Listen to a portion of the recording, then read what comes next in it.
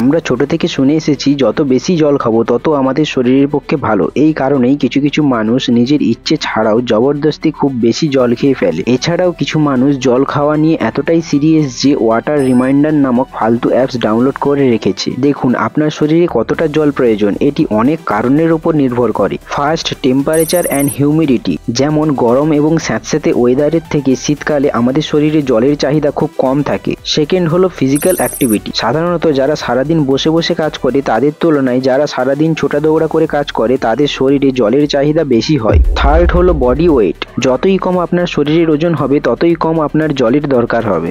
Last হলো diet.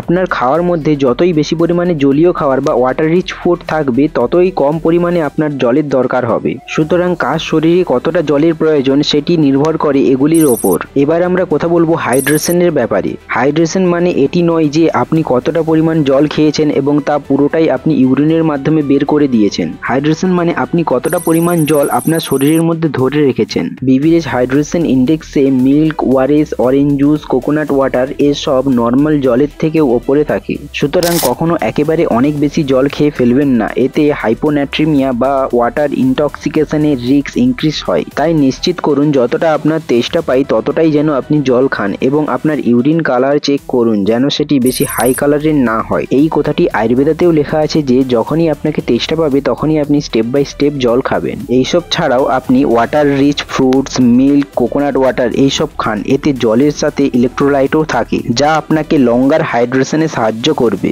এমন informative ভিডিওর জন্য চ্যানেলটিকে সাবস্ক্রাইব করুন।